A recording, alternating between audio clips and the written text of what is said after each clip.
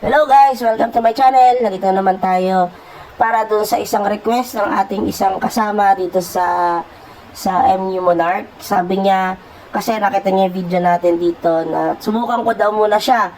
No, siya ay top 1 wizard dito sa aming server, S144. At ako naman ay top 1 DL. So, ikat muna natin itong video na to. Magkaroon mo tayo ng background doon sa mga karakter namin. So, let's proceed. Bago tayo magsimula doon sa ating PvP, tingnan muna natin yung background ng mga karakter namin. Kung makikita nyo dito, overall, top 3 siya sa server namin. Siya ay isang wizard, top 1 siya sa wizard, then top 3 siya overall. Tapos tayo naman ay top 6 dito sa BP leaderboard. Ibig sabihin, battle points leaderboard. So tayo ay top 6, siya naman ay top 3 dito. Sa wizard, top 1 siya. Siya ang pinakamalakas, ibig sabihin sa wizard dito sa server namin. Dito naman, tayo ang top 1 sa server namin sa S144. So, check natin ang kanyang equipment. Meron siyang T11 na staff. At meron siyang plus 2 attack damage ang option ng kanyang staff. Yung flow rate niya, maganda rin. May wind siya. At the same time, may mga fire. So, mix din ang kanyang flow rate, no? Pinapakita natin ito para makita natin kung ano ba yung mga bawat build ng mga character dito sa server namin. At the same time, para magkaroon din kayo ng idea kung gaano kalakas yung mga nakakalaban natin. At the same time, pwede rin natin sila magaya, di ba? So, meron siyang DSR na ring, na earrings. Medyo lamang siya dito sa akin, no? Dahil wala pa tayong DSR na option. Tapos, meron siyang tier 11 na gloves. Same kami option, may DSR lang siya. Tayo kasi wala pang DSR, pero meron tayong DHR, meron tayong redact and reflect. So, meron siya dito sa kanyang staff, ay boots. Dito, meron siyang full option na boots. Lamang siya dito dahil wala tayong boots na maganda-ganda. Redact lang ang magandang option natin, tapos reflect.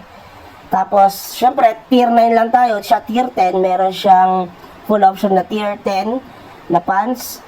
Ganito rin, parehas rin kami ng character, no, na hinahabol namin yung option, hindi yung tier level. Siguro kasi, attack ito, more on attack yung to character niya. So, armor niya tier 9, tier 10 din ang kanyang helm na merong full option. Ang kanyang wing naman, sa pagkakaalam ko, meron siyang pangit na wing, pero maganda ang stat. Pangit ang option ng kanyang wing. Dahil parang wala siyang, walang MP lang siya, pero maganda ang stat niya, 32 at saka 31. Tayo kasi talagang pangit yung wing natin, mag-upgrade tayo ng third wing agad dahil ang pangit ng option ng wing natin, guys. Dahil yung base damage niya pangit. So, hindi natin siya mapagtyagaan, tayo ay nag-iipon para magkaroon ng third wing. Ika-craft din natin yun, natin babalag natin kung paano. So, dito meron tayong tier 9, ganun pa rin ang option. Dinagdagan lang natin siya ng attack speed. Nung nakaraan kasing video natin, wala pa tong attack speed. So, pumasok yung attack speed dito, natanggal yung pangit na option. So, maganda yung fire natin na level 9. Ewan ko kung gagayahin ng iba yan kasi more on fire ako talaga. Para sa akin, mas okay ang flow rate na fire kumpara sa ice. Para sa akin, guys, ewan ko doon sa ibang mga players kung ano ang interpretation nila doon sa ice fluoride, kung bakit mas maraming mga players ang nag-ice fluoride. Pero para sa akin, effective ito yung fire fluoride sa character natin. So, meron tayong gloves na 3 option na wala lang DSR, tier 11. So, kung mapapanood nyo yung video natin na nakaraan, ganun pa rin yung ating mga option na gamit. Ang ginagandahan kasi nito, guys, no, hindi tayo masyadong magastos. More on, dahil nga full option ng mga tier natin, tier items natin, even though na mababa ang kanyang tier number, dahil nga mahirap ang items dito, ay tayo ay nakakapag-ipon para sa ibang mga bagay. Tulad ng fluorides, importante yan. At the same time, tulad ng ating wing, tataas tayo ng level ng wing natin, gagawin natin third wing. At yung mga accessories, ipapa-level up na natin siya. Kasi nung nasa BK tayo, hinahabol natin yung tier number. So, meron tayong nagpo-full option tayo doon. Pero dahil nga mahal yung mga items na to, mga gamit natin kapag bago yung tier level natin, nilinahabol natin siya, mahihirapan tayo makapag-upgrade doon sa ibang mga gamit natin. Tulad dito, naiwan yung mga accessories ko. Ngayon, hinahabol natin siya kasi ini-stack natin yung ating mga tier 9 items. Dahil mahal pa yung gamit natin. So, kung makikita niyo yung ating wing, 27, 28 lang ata yung base stats niya. So, pangit. Yung earrings natin, walang DSR. Siya, mayroong DSR. So, yun lang siguro. Top 6 tayo dito overall. Top 1 naman sa DL. So, yung makakalaban natin, top 3 na Wizard. Halos same kami ng level. May napagsabi kasi na yung BK daw ay level gap. Kaya, siya ay natalo natin. No, pero magandang item niya. Hindi ko lang din alam kung bakit siya natalo sa atin. At gap lang siguro siya sa level. 24 levels na ata. So, nandito na tayo sa ating video. Round 1 muna tayo. Top 1 Wizard versus top 6 ay top 1 DK. In overall, top 3 Wizard versus top 6 Dark Lord STR. So, cut natin dahil medyo mahabatang itong intro na to. So, dun tayo sa bakbakan agad. Yan.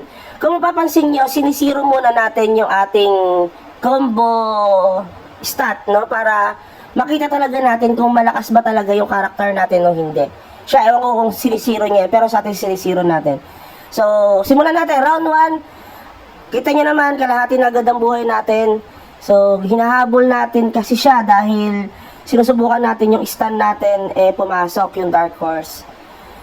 So, lumalapit pa tayo kaya nai-stop tayo ng medyo matagal bago tayo makapag-atake sa kanya. Kasi parang hindi siya abot ng ating horse. So, 1-0, 1 ang Wizard, 0 tayong Dark Lord. So, round 2, cut natin for the round 2.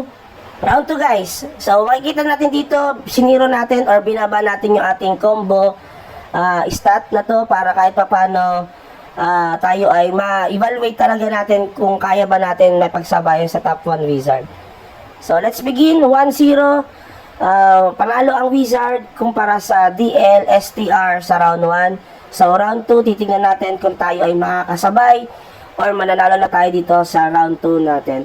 Itong laro na to ay best of 3. Lagi natin itong ginagawa para masubukan naman natin kung gaano ba talaga kalakas ang mga bawat character na hinahawakan natin. Okay, round 2, nagsimula na. Dinikitan ko po siya para hindi na siya makalayo at pumasok yung mga stun natin. Dahil importante yan para mas makalamang tayo sa ating laban. Pero pag ginawa niya naman kasi yung bigla siya magte-teleport palayo sa atin, hahabulin siya ng ating, syempre yung chain at the same time yung ating Skyhawk. At syempre, mahihirapan siya makahabol sa atin. So, kaya hindi niya ginagawa yung teleport at the same time yung aatake. So, nanalo tayo, all 1 laban sa Wizard at sa DL. So, cut natin for the round 3. Okay, sa round 3 naman, makikita natin ito, binabalik natin yung ating, sinisiro natin yung yung combo natin.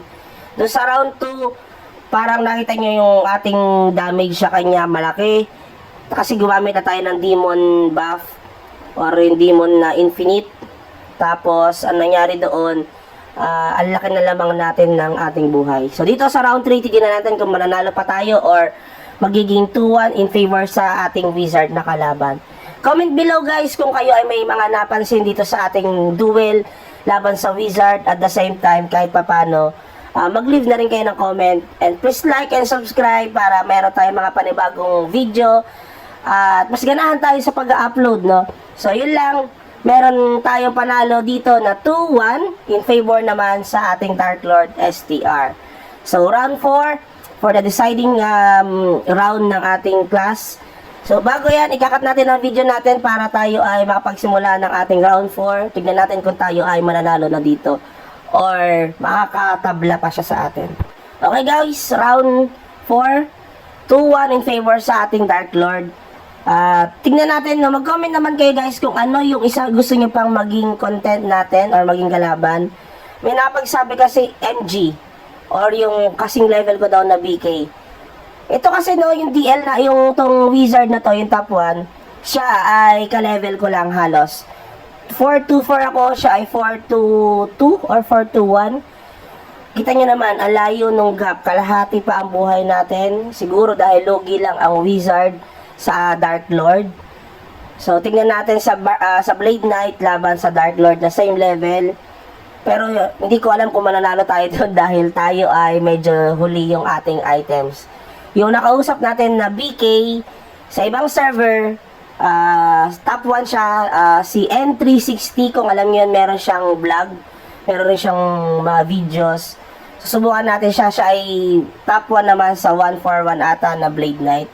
Halos ka-level ko siya or mas mataas na level niya sa akin ng konti at mas magandang items niya dahil tayo ay nagpalit ng ating class from Dark Knight din tayo. Ngayon ay Dark Lord STR na. Nag-Dark Lord Chakra, nag-Dark Lord Charisma muna tayo bago tayo nag-Dark Lord STR. So, yun lang guys. Thank you and have a good day. Bye-bye!